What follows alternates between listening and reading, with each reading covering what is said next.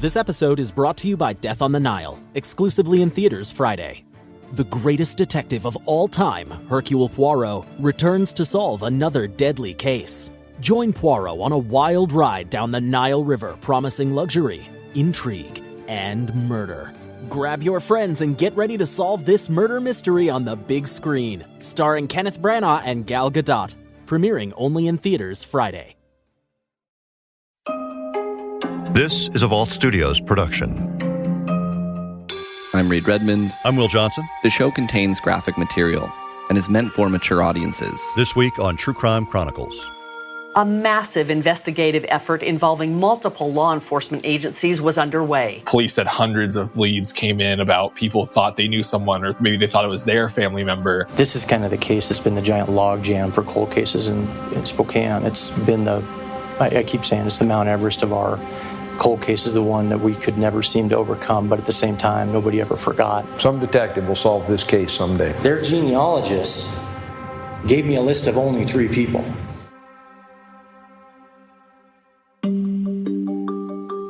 I appreciate you having us here, and we're so appreciative to have been able to assist on this case. My name is David Middleman, and I'm the CEO of Othram. Othram is a Texas-based laboratory that specializes in forensic-grade genome sequencing. We're actually the only company in the United States that can perform these kind of techniques fully in-house. Identifying suspects and unidentified persons from crime scenes is all we do. It's the only thing we do. And again, it's entirely in-house. And we've obsessed over the last couple of years about iterating on every step of that process so that everything we do, from the first step to the last, from evidence in to answers out, is optimized and perfected just for this one purpose. In practical terms, what Othram CEO David Middleman says is that this means his lab is able to access cases most others can't. And we've taken on a number of cases that have either had DNA that's not good enough, the DNA quality is too low, or there's not enough quantity. And it's times like this when we can help assist in a case as serious as this one, with as much collateral damage as this case has had, that it makes that iteration and kind of toiling away in the lab worth it.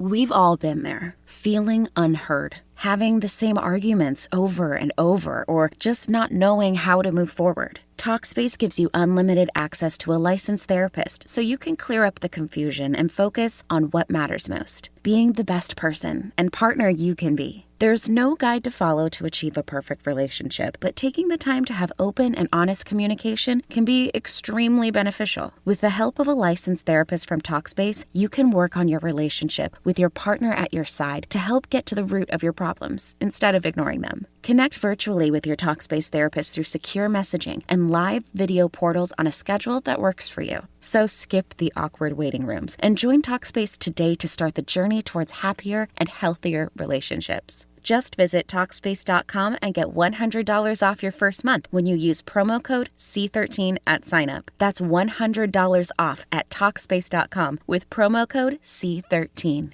The Lexus NX is crafted to take on the modern adventure called life. Alexa, what's the quickest route home? With Amazon Alexa compatibility and the advanced Lexus safety system, the Lexus NX is modern utility for the modern world. Because modern obstacles require modern solutions.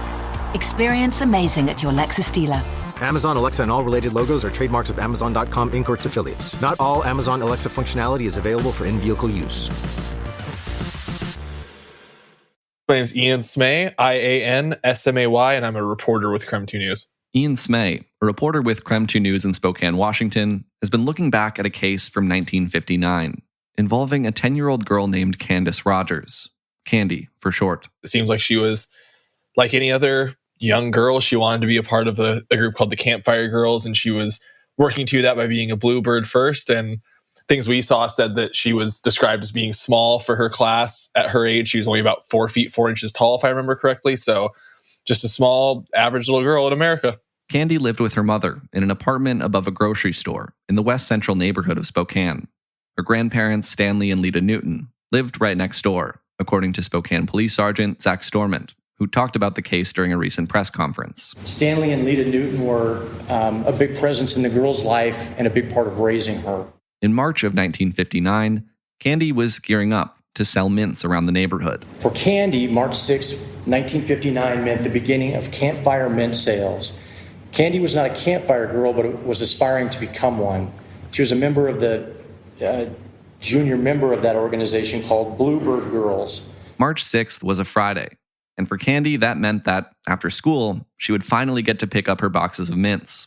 And once the clock hit 4 p.m., she could start selling them. Candy got out of school at Holmes Elementary at the normal time and headed home towards her house, but stopped along the way to pick up the mints that she would sell.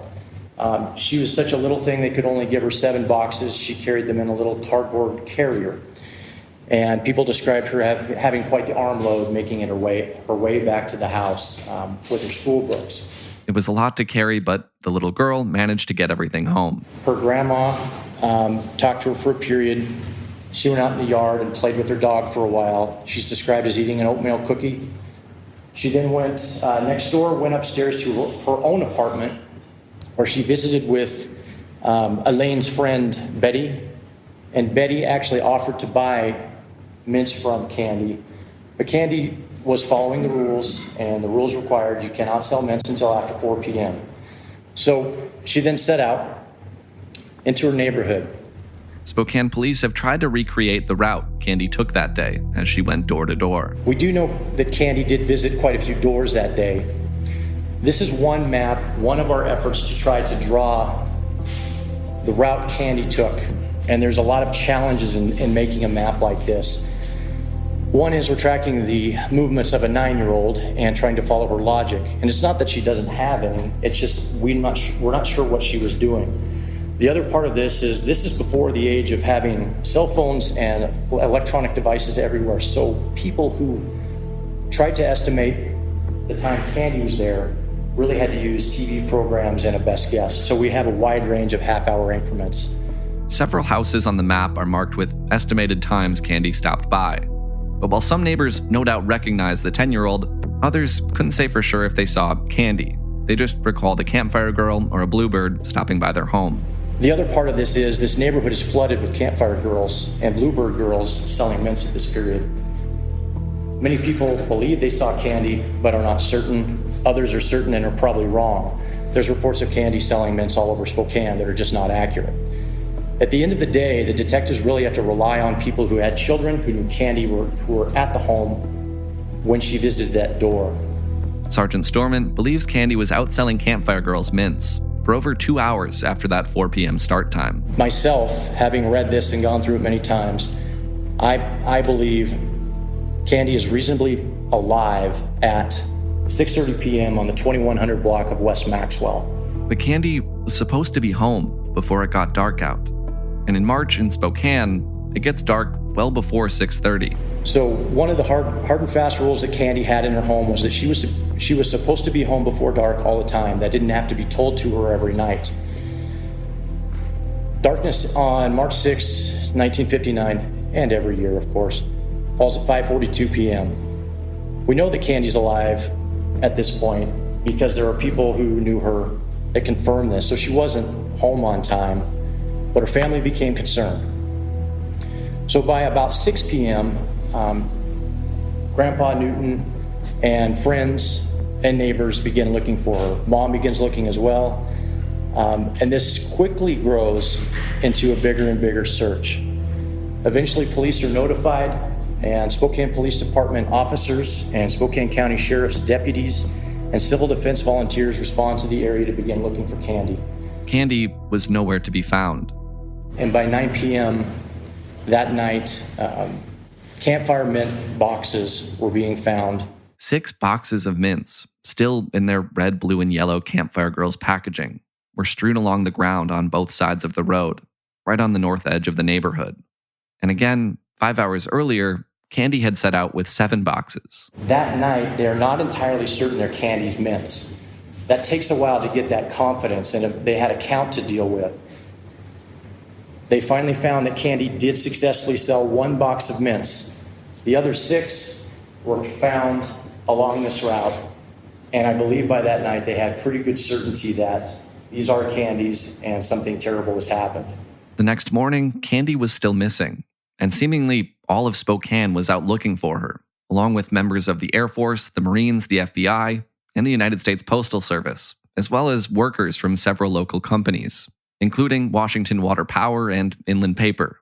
To this day, it's one of the most extensive searches ever carried out around Spokane. The Marine Corps handled searching everywhere north of Charles Road Dam all the way to Tum Tum. Aircraft were in the air, people were on horseback. People that showed up on foot and didn't have a means to get to a search area were put on the back of police motorcycles and driven to a new search grid.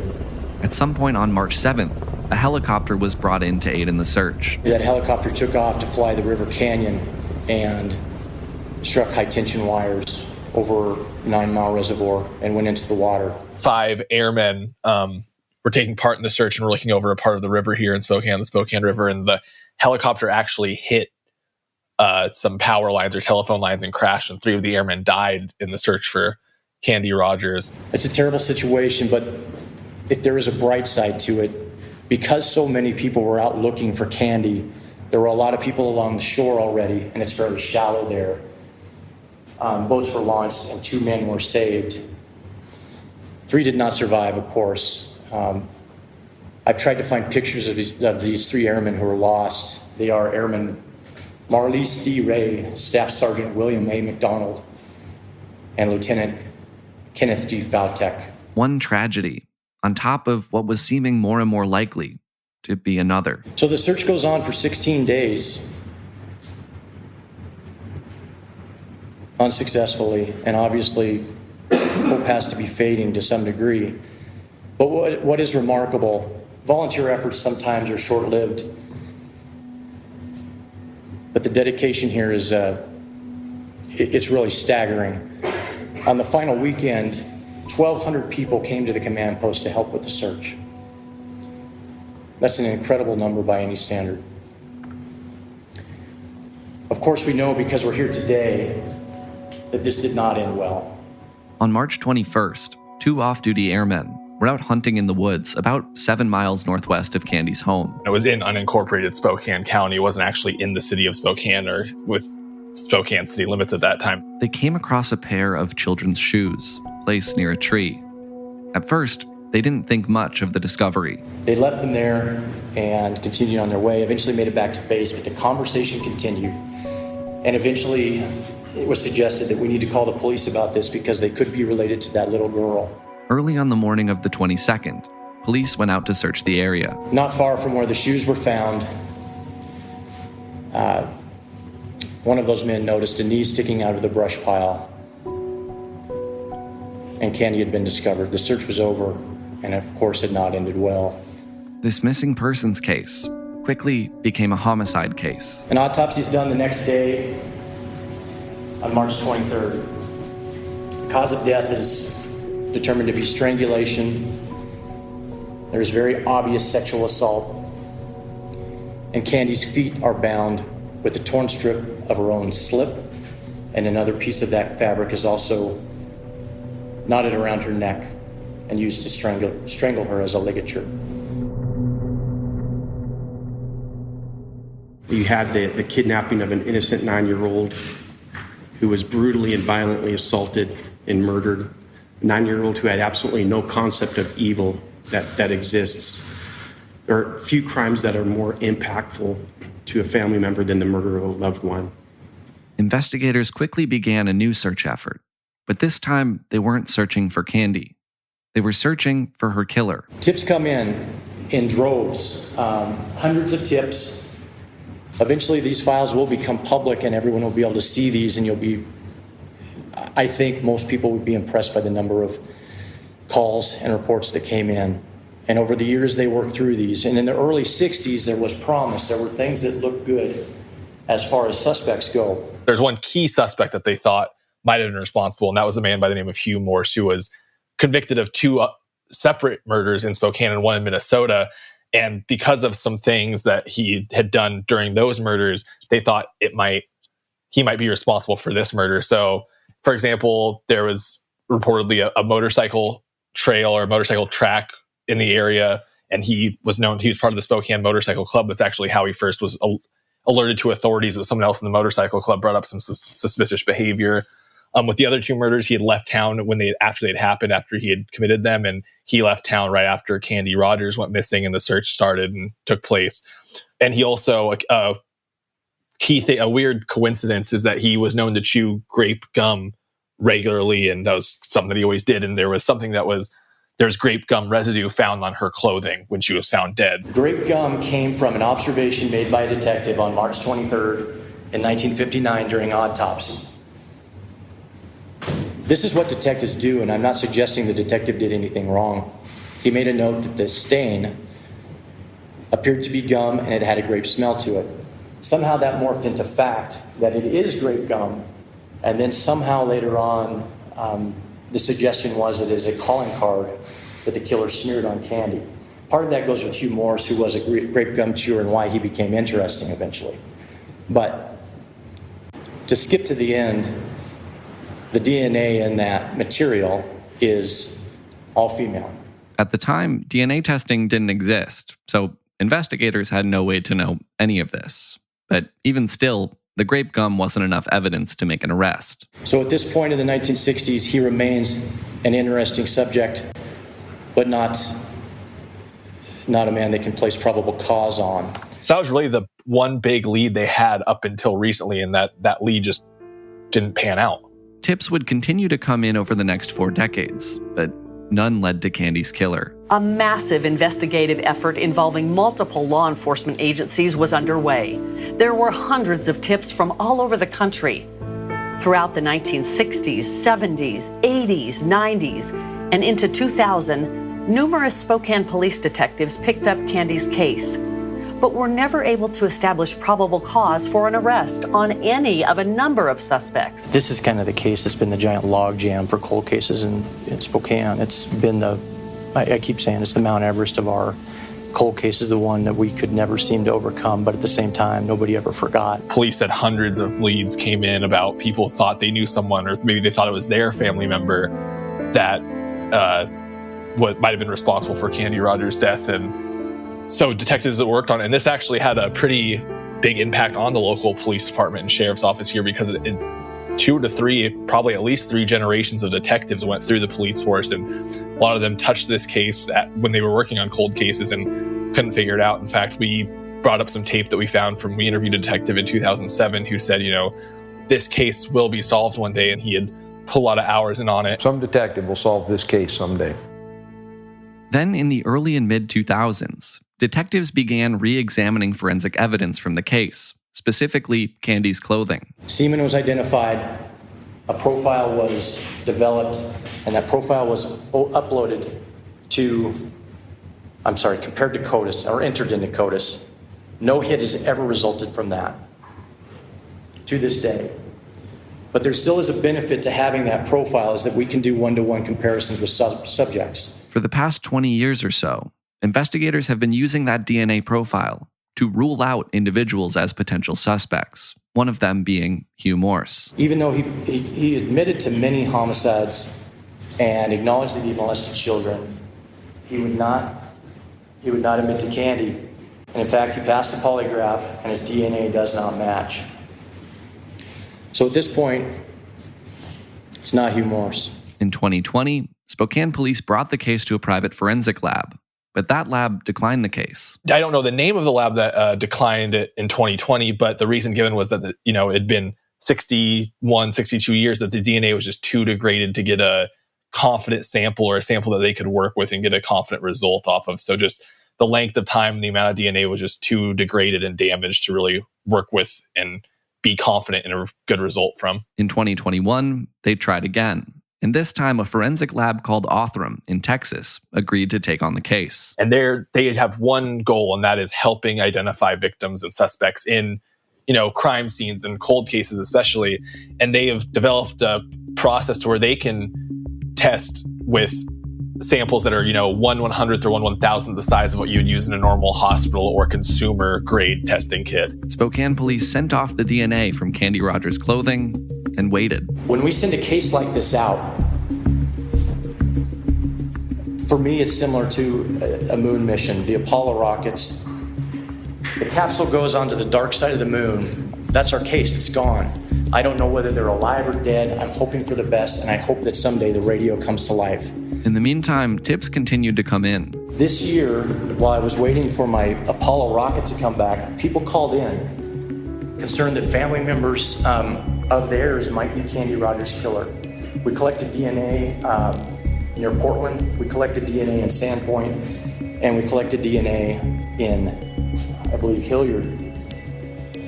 All those samples were compared by Brittany Wright, and none of those people were responsible. Finally, in the fall of 2021, Sergeant Zach Storment says he got the call he'd been waiting for from the lab, and it was good news. Their genealogists gave me a list of only 3 people. People into genealogy out there will understand that's incredible. We have other cases we've worked where the family tree is monstrous, and it might take years to get through it and narrow it down. But 3 people. I'm dumbstruck on this conversation, and I'm afraid they think I'm an idiot. I can't even ask an intelligent question at this point. So it's a short phone call, and I drive into work that night and start doing the research on these 3 men. The 3 men were brothers, all now deceased. James Andrew Hoff, Terry Allen Hoff, and John Ray Hoff. So you have 3 brothers, right, that are obviously going to have some shared DNA being 3 brothers, but through it they were able, either through the lab testing and then police work, were able to actually find one of John Ray Hoff's daughters named Kathy. And when they got into contact with her, she was very helpful. Daughter Kathy got the phone call from Sergeant Storment several months ago, relaying that he thought she might have information on a cold case murder that would be helpful. Without giving her much information, I just said, I'm working on a cold case and I need your help. I'm not disclosing details. She doesn't know the name Candy Rogers. She drives down to the police station and is there within 45 minutes. From there, I begin introducing her to the concept of why. She's confused as to how she can help. She's never been involved in anything bad in her life. And while Kathy was sure she couldn't be of help, when told the murderer may be her father or one of her uncles, she submitted her own DNA. And then through the Washington State Patrol Forensics Lab and a scientist there named Brittany Wright, they concluded that, and it was actually September 8th of this year, they concluded that Kathy's DNA was 2.9 million times more likely to be related to the DNA from the scene. And with that level of confidence, it usually means that it's a sign of paternity, or it would be Kathy's dad, which was John Ray Hoff.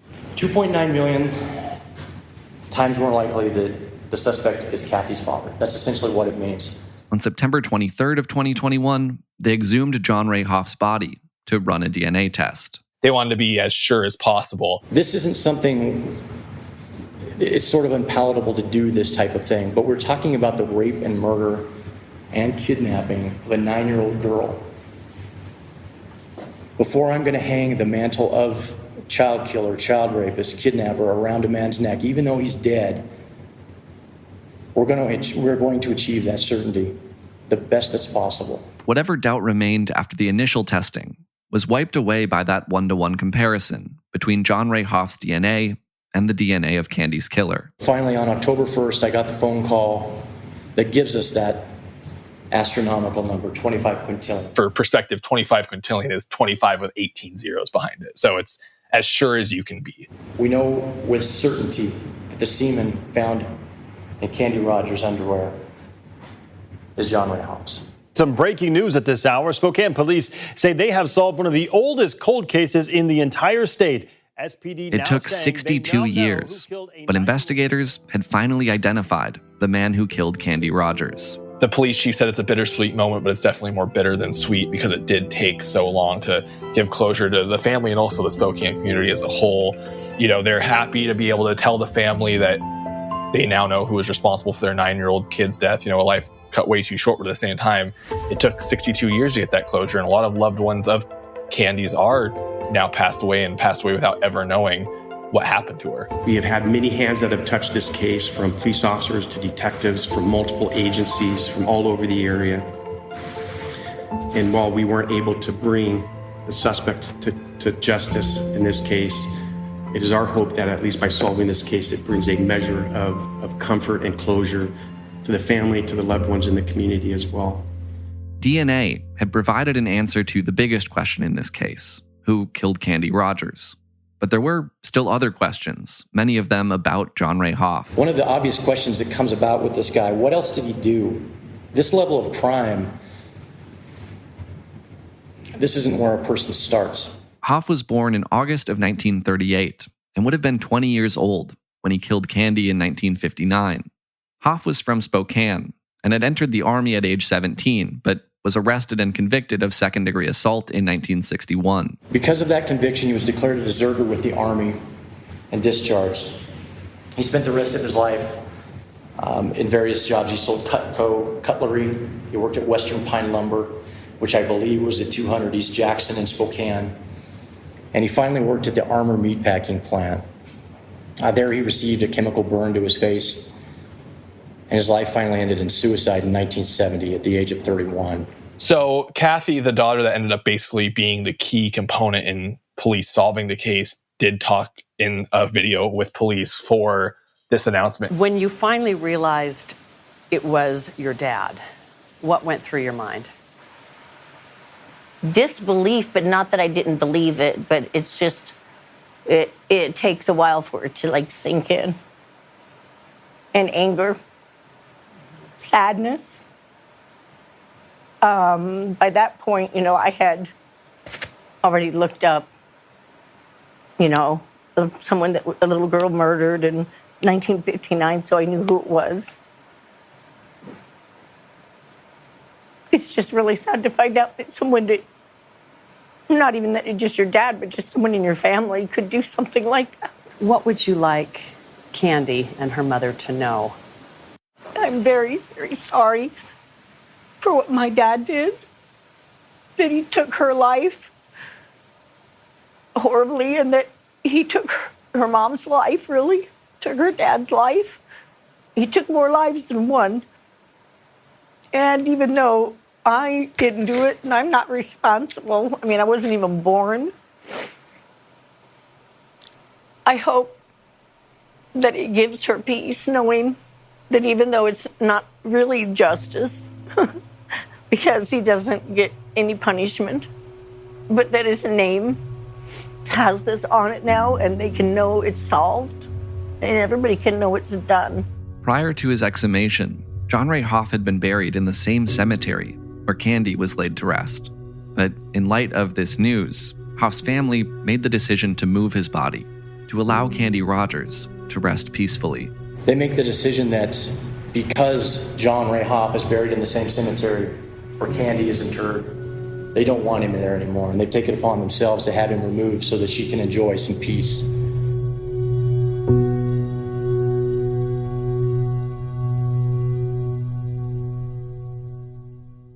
Despite what you might believe, your weight is not your fault, even if you've been trying to lose weight for years. Meet Calibrate, the science-backed program that proves sustainable weight loss does not come from yo-yo dieting, calorie counting, or willpower. It's all about biology. The Calibrate program works differently by addressing metabolic factors with FDA-approved doctor-prescribed medications and one-on-one face-to-face coaching for food, exercise, sleep, and emotional health. Real support, not chatbots. We partner with you to help you take control of your weight and your health with tiny tweaks that lead to real results. In fact, our earliest Calibrate members lost 14% of their body weight on average. Fight biology with biology. Get $50 off Calibrate's 1-year metabolic reset when you use code SAVE50 at joincalibrate.com. Visit joincalibrate.com to see if you're eligible and use code SAVE50. Look, staying healthy isn't easy. Watching your diet, hitting the gym, avoiding stress. But a good night's rest helps boost your overall health and wellness. And it couldn't be easier. The Sleep Number 360 smart bed effortlessly adjusts and responds to both of you. The result? You wake up ready for anything. Proven quality sleep is life-changing sleep. Don't miss our weekend special. Save 50% on the Sleep Number 360 limited edition smart bed, plus free premium delivery when you add a base. Ends Monday. To learn more, go to sleepnumber.com. For True Crime Chronicles, I'm Will Johnson here along with Reed Redmond. And Reed, just such an amazing story to learn that they have solved this crime after so many years. We heard a little bit from John Ray Hoff's daughter, Kathy, about getting this news that her father, who died 6 decades ago, was a killer. What else did she share about that experience. Yeah, in the police press conference, the sergeant who was working this case talked about having to deliver that news, and he essentially said his job required him to throw this family into chaos. I don't remember the exact words that he used, but it was something like, I had to ruin this family's life by telling them about this. And the clips that we heard from Kathy are from a video put together by Spokane Police. And there's one other clip from that I found really striking that didn't come up earlier in the episode. If you'll remember, John Ray Hoff died by suicide a couple years after Candy was murdered. And Kathy said that she spent her life feeling bad for him, thinking that, he'd battled mental health issues. But upon getting this news, she feels differently now that she knows what he was actually living with. And she even went so far as to call him evil. So you think of all of the victims in this case, of course, Candy's family, but then we have this whole other family that now has to deal with knowing that somebody in their family, someone they trusted, did something this horrible. They're victims in this too. Another factor here, John Ray Hoff wasn't even a suspect prior to this recent DNA testing. Do we know if he had any connection to Candy prior to that day in March of 1959? What Ian Smay told me is that there's really no known tie there, but there's one possible place where maybe they could have met. Apparently, John Ray Hoff's 10-year-old stepsister was actually I guess they call it, the big sister for Candy Rogers in the Campfire Girls organization, or the Bluebirds. So she was Candy's mentor in the Campfire Girls. That could just be a coincidence. We don't know that would have led to any meeting between John Ray Hoff and Candy Rogers. Another weird coincidence mentioned in that Spokane Police video, and this one is for sure a coincidence. There was a book put out in 2014 that was created by the Spokane Police Department History Book Committee, which is apparently something that exists. And in that book, Candy's story is just 10 pages away from a photo of John Ray Hoff. And again, that book was created in 2014, so that's long before Hoff was connected to Candy's case. His photo is actually in that book in an unrelated story about a law enforcement identification system that used his mugshot from an arrest a couple years after Candy's murder. So strange. There's also the fact that they were buried in the same cemetery up until this recent news. Just bizarre coincidences. And Reed, we heard a lot about Hoff's family receiving this news from Spokane Police. Do we know if Candy has any living relatives, and if so, how they reacted to her case being solved? Yeah, considering this was 62 years ago, many of the people who knew Candy are no longer around. But we know police were able to deliver the news to one of her cousins, who was also featured in that video I mentioned that was put out by Spokane Police. And it's just a short clip, but I'll play it. While the news was welcome in a bittersweet way, it also triggered emotions and memories that have been extremely difficult for Candy's cousin.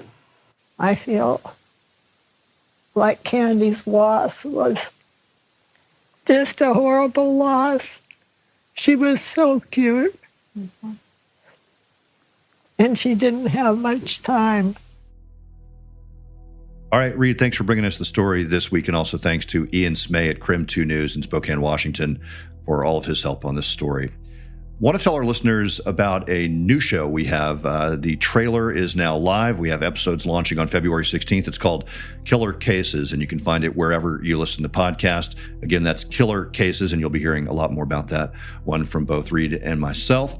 And if you're not already listening to our daily podcast, you can check us out Monday through Friday. We have new episodes every weekday. It's called The Daily Crime. For True Crime Chronicles, along with Reed Redmond, I'm Will Johnson. We'll be back next week with a new case and a new story.